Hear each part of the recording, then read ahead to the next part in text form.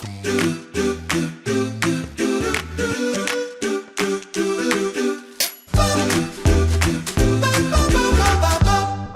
I've been visiting many interesting and exciting locations all over the world that make up the LEGO Group. Today, our all-access passport takes us across the North Sea, or the Western Sea, depending on your perspective, all the way to the United Kingdom. Hello, and welcome to a brand new episode of Live Behind the Bricks. I'm Jake Blaze. I'm the creative lead for Learning Through Play here at the LEGO Group. I am super excited to see how many people we have online for today's session, and I know that some of you will be watching this as a replay, so our usual warm LEGO welcome to everyone wherever and whenever you're tuning in. Today, we are meeting more of my colleagues from our hub in London and our office in Slough. And I'm going to be asking loads of questions to find out what they do there, how they do it, and how they apply play into their everyday work. But not all of the questions are from me. You too can ask questions at any time. Please drop a question in the Q&A. There's a little box with a question mark. My amazing producers who are backstage will send them along. If we don't get to it on the call, don't worry. We'll try to answer any questions we miss after the session. All right, let's get started. Through the magic of modern podcasting technology, my amazing colleagues will now join the screen in 3, 2, 1. Wow, it worked. Big welcome to everyone. All right, thanks for joining us. I'd love to do a little introduction. When you introduce yourselves, let me know your name and your role and how long you've been with the LEGO Group. For those of you who are online, feel free to also post in the chat where you're calling in from. And let's start with Liz. I have you just on the side of me here. Oh, cool. Thanks. Thanks, Jake. So, yeah, I'm Liz Elder. I've been with the LEGO Group 6 years now, which is totally flown by. My background is as a business psychologist. So when I first joined the LEGO Group, I was brought in to work on what we now know as the Leadership Playground. We didn't know it then, but we wanted to understand more about what it means to be a leader in the LEGO Group. So that led to the design, creation, and then deployment of what is the Leadership Playground, which is super, well, I think I'm biased, right, but super close to the heart of everyone at the LEGO Group. And then more recently, I moved into the world of learning. So I am a head of learning for people and leadership skills now. And obviously, based in the UK, I'm in the London hub in the UK. I'm super glad to hear about the Leadership Playground. I want to get into more of that because it's quite unique to the LEGO Group, I think. So it'd be interesting to hear a little bit more about that. I'm sure we'll have some questions around that as well. Oliver, can we have you next? Yeah, of course. Hey, Jake. So I'm Oliver Birch. I'm a senior product manager in the.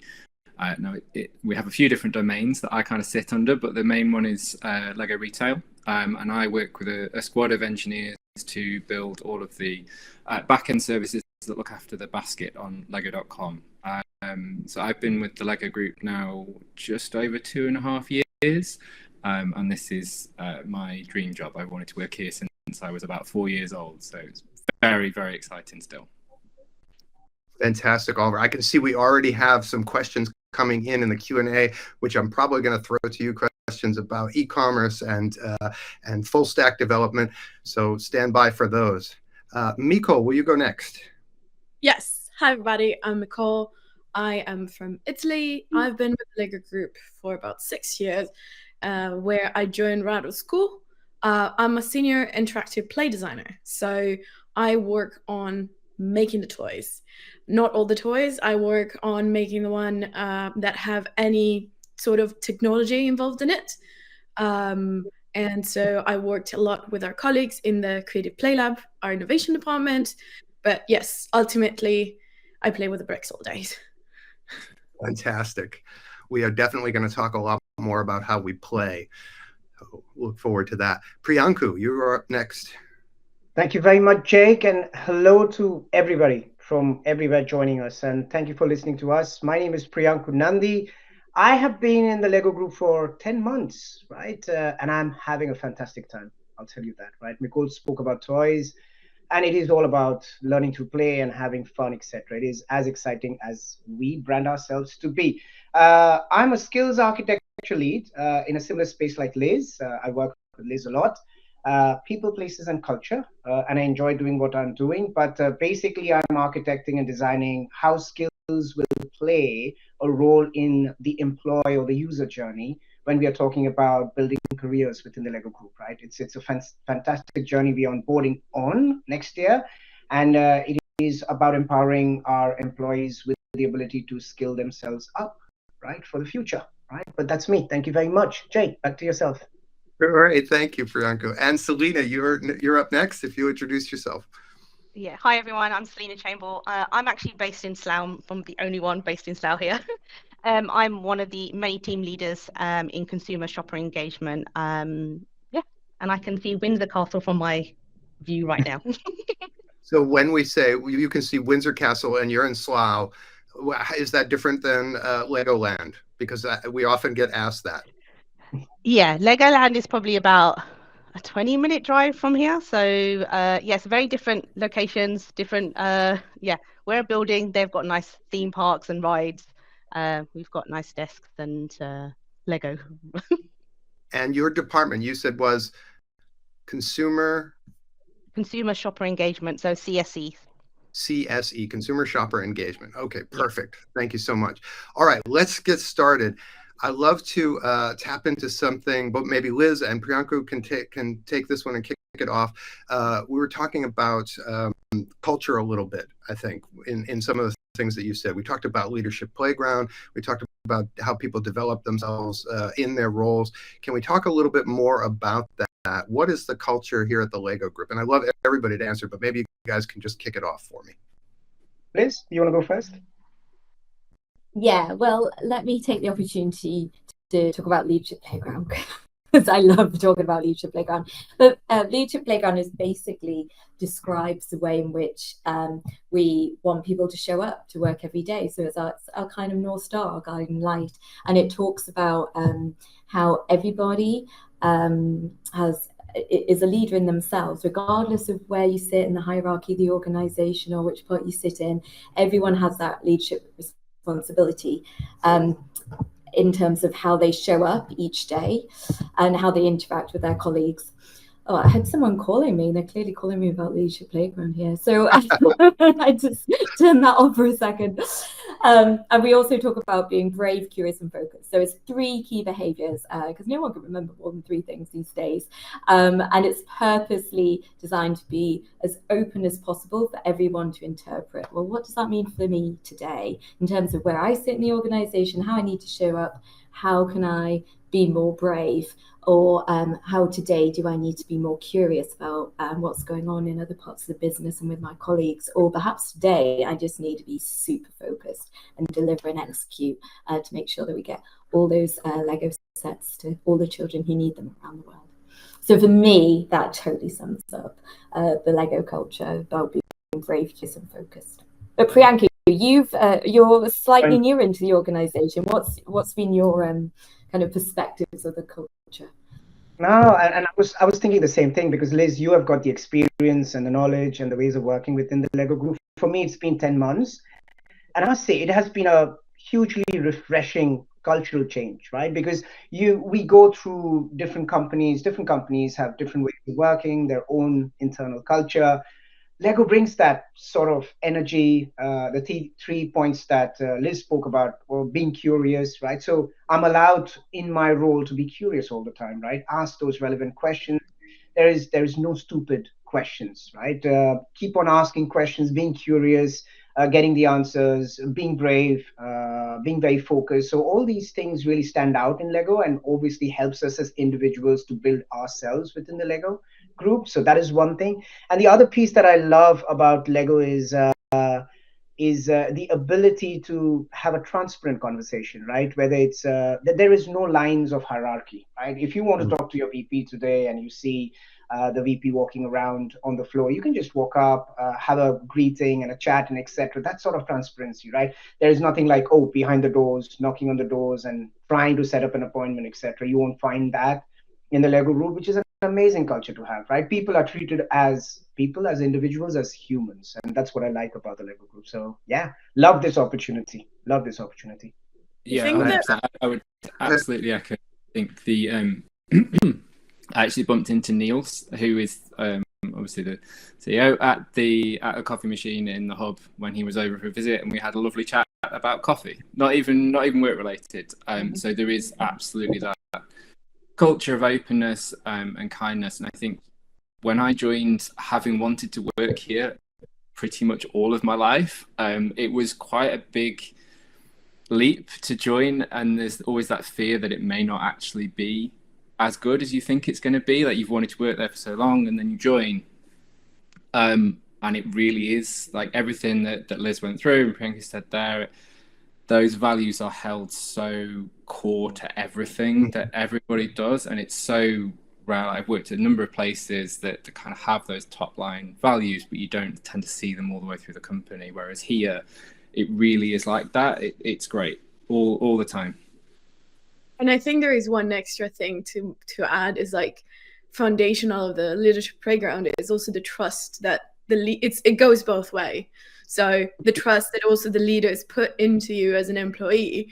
Like, first best example that I've had is I had joined the company out of school, and it was less than 6 months into the job, and I was sent to the US for a big meeting to present the project I was working on, where me and a few other colleagues, we presented to the whole executive leadership team. I was like, a graduate. I had no idea what the executive leadership team was, but I found myself there presenting this like super cool, product. And, my colleagues actually and my leaders trusted that even if I was so junior, I could do that. And it went brilliantly. It was really fun. We have talked about that part of the culture that is infused with the leadership playground. So that bravery, the curiosity, and the focus, the behaviors of the playground. We also talked about the flatness of the culture. There's something else that I also want to tap into, and that's learning through play. So we have a vision to be a global force for learning through play. How does learning through play come through in your roles? Maybe Selena, you could start us off. So I'm actually a play agent hero. Yeah, so, what is that? So basically, I'm sure everybody's kind of heard of the Play Agent program that we have. So we're empowering our employees to kind of learn the theory behind it, but also to take some practical tools to kind of apply in their own, families and friends and local communities. So we try and run those programs in Slough and in the London Hub, encourage all employees to kind of take part, but also incorporate some of those activities in day-to-day kind of meetings and work life. In Slough, I am going to brag about it, but we do play a lot. So we do encourage it. So we predominantly have loads of advisors. I'll give you some stats. 235 advisors are based here in Slough. We do have another office in Berlin as well. But all the kind of activities that we do and some of the coaching we do, we try and incorporate play in there. So it helps, especially when they're engaging with our fans, and give some hints and tips to people who contact us. So it's pretty much embedded. So we don't really kind of even think about it. It's like second nature to us. So which is nice. So it was very refreshing for me when I first joined, because I came from a very corporate background coming into Lego, and then I remember my first meeting, people were playing with Lego, and I'm like, this is a meeting and people are playing with Lego, can you do that? So it's nice, it's encouraged. And even some of our new starters, we just finished recruiting for our high season, and they love it and they see it as well. So it's great. I love it. So while we're on the topic, and you sort of mentioned this, that we prepare people within the organization who want to be play agents to go out into the communities. I also just want to call out that Nicole is actually wearing the volunteer shirt for those who do go out into the communities. Nicole, have you done a volunteer activity lately? Yes, I've done a lot of it. I went to the Natural History Museum, where through Build the World, we help kids creating solutions for migrating birds that are losing their habitats due to the landscape that is changing. I went to a hospital to play with kids and help them, brighten their days. I played a Santa Health. So through one of our partners, we put together gifts for kids that whose family couldn't afford them. So that's one of my favorite things about the London office is being based in London. You have such a variety of opportunity to volunteer, and it's great because I have a job that in my day-to-day meets kids fairly regularly, but I know that is not the same for a lot of our colleagues. So having the chance to go out there and see what our products bring to the children is quite unique. It reminds you what you're doing every day. Yeah. Speaking of your job, actually, there's quite a few questions in here that are directed right at you, and maybe we could just jump into some of those. Can you tell us a little bit about your journey into the LEGO Group, and then what was it like for you to sort of come in into the design role, and then what sort of background did you have in order to get in there? So I was formally trained as an architect. I realized I did not like the job. I love the discipline, but not the job. So I moved to Denmark, where I did a master in interaction design at the Copenhagen Institute of Interaction Design. Through the school, I landed a consulting gig at the LEGO Group for 6 weeks. So 2 weeks after I went back to Italy, I was back to Denmark. And it was supposed to be very brief. It was 6 years ago. After about 10 months of consulting and contracting, they decided, the LEGO Group decided to like me. And so I joined the other half of my team here in London. It's been brilliant. I had the chance to work on variety of products, mostly physical, digital. So as I said, forefront of our innovation, very similar to Lego Super Mario or Lego Hidden Side, for those who are familiar with them. And I grew a lot in my role because, I joined products that were at the very early stages and other ones that were closer to launch. So I actually got the chance to see most of our production process. We lost Oliver, but I'm sure he'll be back. And I was going to actually throw the next question over to him, but I want to hear a little bit, because you were from Italy. I want to hear a bit about the rest of your journeys.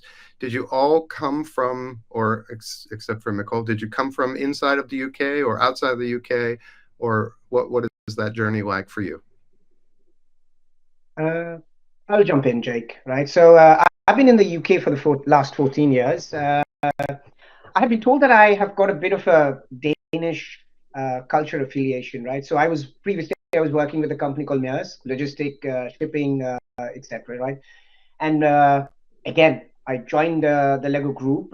Very fortunate to have got the job. So in my career, I've actually moved positions, right? And this is going to be important for people actually listening. Is I started in operations and business. I moved into technology and IT. So I was a cloud infrastructure lead. And then in the last 7 years, I've been in human resources, what we know as people, places, and culture in the LEGO Group, right? Mostly in learning and development. So you can see I've been switching my career. I've been moving around, you might say, wearing a lot of hats, but that gives me the ability. And from a LEGO experience, like Nicole mentioned, one of the things that I noticed is when I was interviewing with the people down at LEGO Group, they're looking at your attitude, right? More than the certifications and what you have done. What you have done is important, 100%, but they're looking at that attitude, that fit that you would bring into the LEGO organization in the ways of working, the culture. If you are that person, right? I was that person, fortunate like Nicole, and I was selected, right? I was happy to actually be on board, right? So I've been in UK, but in LEGO, that has been my transition and my journey to date. Nice. You talked a bit about something. There's a question in the Q&A that I want to try and get to, and because it's training, there's a training and development element to this, I think, and then maybe something also that Oliver can jump in on. But if we think about the next 10 years in the LEGO Group, and of course we can't divulge anything that's coming out product wise or anything like that, so we'll hold back on those things. But if we think about that sort of development development. What does it look like for a colleague in the Lego group, 5, 6, 10 years from now? And what kind of skills are we looking at developing? That is a very interesting question. Liz, I know I could see the smile, right? So do you want to go for it first? Yeah. So, I mean, Priyanka and I work together in the world of learning. So we're part of the learning organization. And I think just picking up on the topic that was touched on slightly before around learning through play, around the culture of fun and play, I view it very seriously. So that might sound like a juxtaposition to people. But in my part of the world, say that, Liz, because someone in the Q&A is also asking, how do we manage that? So maybe there is something to tip in on that. Yeah, so from my point of view, as an expert in culture and learning and development, it's super important for us as a business, right? So of course we're having fun with it, but we're not doing it for the sake of it. We're doing it because learning through play helps people innovate, keeps us as a really innovative organization in our learning courses that we put out as part of our training. It's integrated in there in terms of the methodologies that we use. So if you come on a development course in the Lego group, I would hope, if I'm doing my job properly, you'll come out of that going, yeah, that was I learned loads, but it was a really playful experience, and I feel super energized, and I'm engaged to be able to apply that learning into my day job, whatever that might be. And that's like super important. This is like serious stuff in my world anyway. But also to answer your question of what might it mean in 5, 10 years time, I don't have a huge crystal ball, but things that I could share would be, we would be super interested in how every colleague, every person in the Lego group is developing their skills and keeping themselves super relevant for, we've all heard about VUCA world and how world work's changing super rapidly, and, AI coming in and everything, loads and loads of change going on. So how people stay super relevant, and they're using all those things and adapting and adjusting to that point around innovation, how they're staying really innovative in terms of how they do their job day to day. And I think things to help people that would be really about, from a leadership point of view, human leadership skills, being very human-centric in your leadership style. It'd be like being really open to change, having really strong growth mindset, of course, being super tech and digital savvy as well. So, and I think those are broad skills that apply across most parts of the organization. But Priyanka, I mean, you're our skills architect. It's such a cool job title. I don't know, what would you add to that? I know. I was just thinking about if I don't say something, someone will say, what are you doing with that title, right? Skills architect, what are you doing? So like Liz said, right, we don't have a crystal ball, but what we are trying to do in the Lego group is we are trying to understand how this is going to work in the future, right? Because it's all about people after all, right? Our aim in the Lego group is, again, empowering, giving employees agency when it comes to skills. What skills do you want to grow up in, right? What skills do you want to select? And then as the learning and development or the talent development team, we want to focus on them, right? We want to give people what they want, right? We want to give them rich, good quality learning content so that they can actually learn from it, and then they can actually practice and do their jobs, etc. That is the equation, right? And skills are changing. Today, like Liz mentioned, right, the AI world has come in, it's fast caught up on us. And we are trying to think about, okay, if that is the change we need to do, is how do we transform ourselves? How do we accept this change? And these are certain things where we are trying to guide and help our employees and colleagues. That is the best way to do it. We are learning from them, we are learning through them, and we are also learning from the outside world as to how we can best support them, right, is what I would say. So yeah, AI is going to be very important for us in the future. Let's see what it does to us and others. You've both mentioned AI now, and there's some questions about AI. I'm curious, how much are we using AI now in our roles in the Lego group? I'll go for it, right? Without divulging a lot about it, we are. But I know, Oliver, you might be able to add a few things from your tech. This thing is that we are looking at different aspects. We are reviewing it. We are also trying to ensure we do it the right way, right? Because one of the things we need to understand, there is a lot of noise around AI, right? And we have to be careful about it, because while there are positives, there are negatives. And here, when we talk about people data, information, we need to ensure that whatever we do with that, we do it with the right rules that are being set in. So we know that we have got our digital team and the experts working with all the right regulatory bodies, etc., to ensure we have got the right ground rules set for AI. That's the first step, right? Once we have set it up, then we can do what we want to do in the right manner and deliver the AI positives and the results to people. So that's where we are. But Oliver, do you want to add something? You might have. No, I'd probably echo what you just said there. I think we're at the very early days of how AI works for us. I did just notice a question in the chat around how it works for product, and I think, again, at the moment, it's very, very early days. AI is a tool. If that tool then can make people's jobs easier, or it can add additional value to people's jobs, then it's potentially a tool that we would use. But for now, I think it's, yeah, as you said, Priyanka, it's very much in the early stages of investigating where and how AI can best help us. Mm-hmm. What about in consumer services? Are we? I was just about to jump in there. Jake beat me to it. We have Sophia, our chatbot. I wish I had the little minifigure, but we've got a nice little board that's out there. But we have her interacting with our fans. So some of the quick wins that consumers contact us about, she interacts with them. And anything that's a little bit more complex, it will go to our experts here. So we've had that for, I want to say, it feels like a lot longer. It's been a few years. So and it's growing and evolving, and there's new features being added in. So it's very much present here, and it's it's going well. Yeah. And Nicole, in product design, are we relying at all on AI there? We have a team in the Creative Play Lab that is around artificial intelligence. The Lego Group developed Gen AI, which is a handy tool, especially for. I love that tool, by the way. I'm just saying. Yeah. It helps with emails, but also when you need to do some research, and it just summarizes. So keeping up with trends and figuring out what are the latest and most hot, toys every day. It's helpful. Yeah. So things that are helping us do our jobs maybe a little bit easier, a little bit faster. Let's talk a little bit about our day-to-day. So what is it like in the offices? Let's talk about the London office. Let's talk about the Slough office. Are you all showing up to work in the office every day, or how does that work?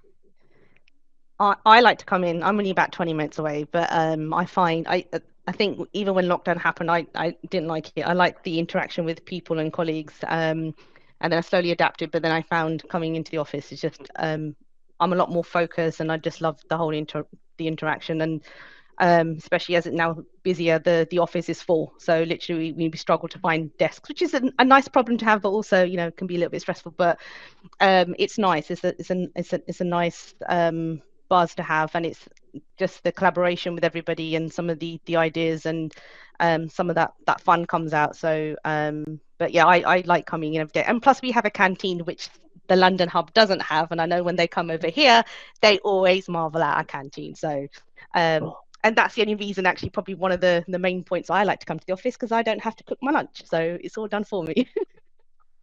I'm the same. Sorry. I come in very often. No, go Michael.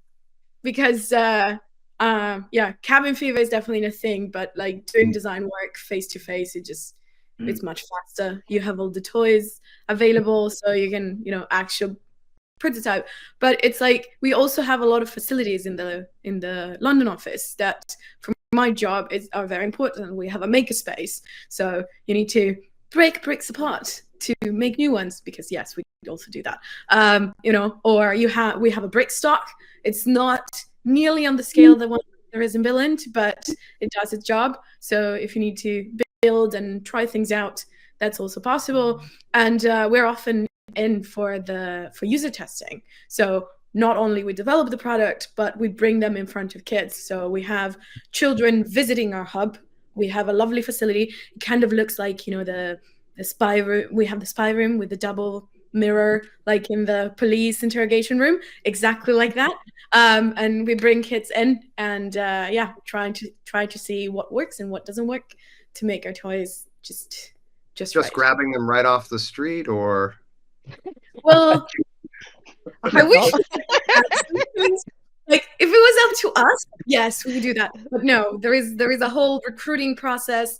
Our research team takes care of making sure that we have exactly the right kids from, with the right interest, right age, so they are the perfect audience. Thanks, Nicole. That's where I was going with that. I was hoping that you would hit on that. We have a research team, we have analytics and insights. I brought it up just because there were some questions in there. I wanted people to realize that we do have analytics and research teams in the Lego group working out of the London office as well as here in Billund. Oliver, did you also have one that you wanted to pick up on that topic? Because it seemed like I'd maybe just cut you off. Sorry, Jake, which topic? On the on the previous topic where we were. I probably wanted to add something if Oliver is going to. Sorry. Because no, it's perfectly fine. I was just retracing my steps, right? My first day in the Lego building in the London hub. It is quite exciting, right, for a newcomer. The most important thing is my first day induction, right? When we talk about induction, what is it? Like you sit in a room, you're told a lot of things, HR tells you, IT tells you, etc. And you're reading documents, policies, signing here and there. You're waiting nervously for your laptop to be set up so that you can see your email. It was amazing. It was, again, playful, right? The person who came in and onboarded us, super, right? There was input shared, etc. Very relaxing, right? That was the environment. And then by the end of the day, I was flying planes, paper planes. I really mean it, right? That is what we were trying to do over there, right? And then as you walk up the building, right, we've got various floors for ourselves. The canteen is there on the 9th floor. Selena, I'm going to visit you in the Slough office 100%. I'll You're take more than you on welcome. that. Right? But we've got a lot of great restaurants around the place. I love some of the restaurants around the place. I do love a lovely Black Sheep coffee, Jake. I'm just bringing my coffee, but it's just 5 minutes away. But one of the things is once we also have the baristas there, right? Who will make you. That is correct. That is correct. Baristas there and the people who serve us coffee, they know their coffee very well. I always say, "Can I have a matcha latte?" And then they're like, "Yeah." And I'm like, "Oh wow, great. That's it, right? I've got my matcha latte, right?" So, yeah, the hub is on a Tuesday, Wednesday, and Thursday is really. You will find a lot of people, a lot of energy out there, right? And especially when you are in the cafeteria and people are having lunch there, you can see happiness, talking, chatting. Oliver, I think so you're going to add something. The best day to go in the hub is a Friday because it's minifigure Friday. So you go and see the hub hosts and they will give you a minifigure. That is absolutely amazing. We don't have that in Billund. I got to get over there on Friday. Yeah. Fridays are awesome days. So sorry, Jake, I've remembered what question I was going to answer, which was the full stack one that was in the chat, very early in the chat actually. So as a product manager, I work with a squad of engineers. We look after some back-end services on Lego.com, but we have many teams of engineers that sit within the London hub, looking after technology across Lego.com, but also the technology that runs CSE. So we have an in-house app that CSE use for placing orders that has its own squad of engineers. So we do tend to work in front-end or back-end teams. So roles are advertised. You don't tend to see which team you're going to go into. They will assign your team once you are hired based on your personality, where you will fit within the squad, who else is in the squad, and where we need those engineers to help. And that's happening in a lot of different places, right? That's not just in one. We have that in several locations. Yeah. So we've got software engineering in Copenhagen. Obviously, we have a very fast-growing organization in Copenhagen that do a lot of really great engineering work over there, and also in Billund as well as London. Mm-hmm. What about how do I get started in something? Well, if I wanted to come in through tech, for example, some kind of tech role, whether it's back end, front end, whatever it is, how do I get started in that? Do I need to have advanced degrees, or what are we looking for there? So I think tech's an interesting one, and the engineers are going to cringe when they watch this back and see a product manager answering this question, but I think you have to have a level of ability. So you have to have been trained to a certain extent to be able to do the job. But after that, then I think a lot of what we look for, even for me, if I was interviewing a PM, it's more the passion for the role, the personality of the person that we're talking to. Will they fit with the culture of the Lego group? Are they going to maintain our brand values every day? And I think that's probably what we look for, is the person. Like, if you have got through to the stage where you're interviewing, generally you've built the skills, and then what we're looking for is the personality fit and whether you will fit with the culture. So I can't really answer what exact skills do I need to become an engineer at the Lego group, but I would say once you become an engineer, we are looking for the people that fit with our culture. So maybe less of a focus. You probably have the qualifications if you think you're looking at that particular posting. Okay, I can see myself in this posting. Mm-hmm. You probably meet those qualifications, and then it becomes more of a question of, am I the right fit? I think so. We do offer internships. I know that we do because I've seen them. I don't know all the details, so I'm not going to go into too much detail, but I know that there are internships in engineering and also in digital design. We've recently taken on 2 interns. They're based in the London hub. So I know that those kind of things are around as well. What age group? Do you know what age group that is that are coming in? Are they in high school or are they college? I think advanced they are. Degree? So this is really bad, but based on who I've seen around the hub, I believe they are coming out of university into those intern roles. But again, I am basing that purely on what I've seen and heard around. That's not my knowledge, so I'm sure somebody else is better placed to put something in the chat around some actual detail on that. Yeah, Priyanka, Liz, do you want to follow up on that? Yeah, I was just going to say, and there's also intern, or sometimes we call them student worker roles for other parts of the business outside of digital as well. So we've certainly had student workers or interns supporting us in learning and in other teams across people, places, and culture, which is in other organizations you might call it a human resources department, but it's kind of broader. We look at the full workplace experience and end-to-end culture across the organization as part of our organization of people, places, and culture. I also wanted to go back to what we were talking about in terms of what it's like in the London hub, and just call out everything the hub hosts do. So hub host, when I use that term, basically means the people in the office who help to make the office as awesome as it is. So they'll organize so many events. There's so many clubs that you can join. There's I think, Priyanka, you mentioned it, there's always stuff going on at lunchtime. So our 9th floor is the part of the building, which is the kind of social area. You can that's where the baristas are. You can grab some lunch and stuff. There's always kind of clubs going on. Things that I was just thinking about recently is got Cheese Club, which is surprise. Honestly, it's packed. Like, the love for cheese in the London hub is surprising. But I'm coming over just for the cheese, I think. You were talking a little, there's a little bit maybe more. I'd love to tap on some of the events.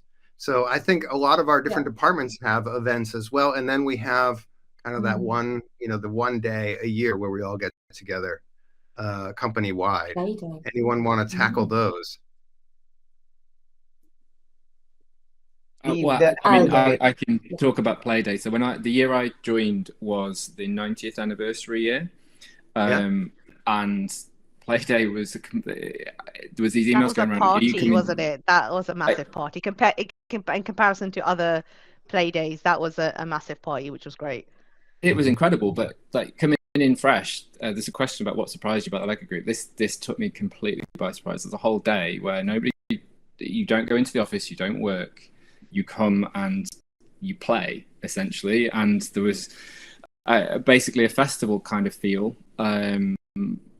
party for the day, and it was just incredible. And then that happens every year. Maybe not quite to the scale of the 90th birthday one, but once a year the whole company comes together and we play together, and that could be any kind of games. I think we had some very interesting competitive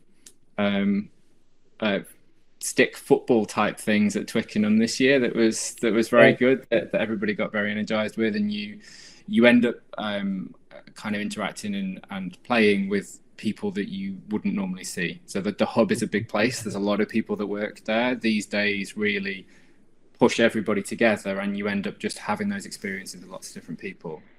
They're really great days. I think it's Yeah, about the 2 years venues ago. have been amazing. About 2 years ago, I helped plan one of the play days. We had it the Windsor Racecourse, and it was just amazing.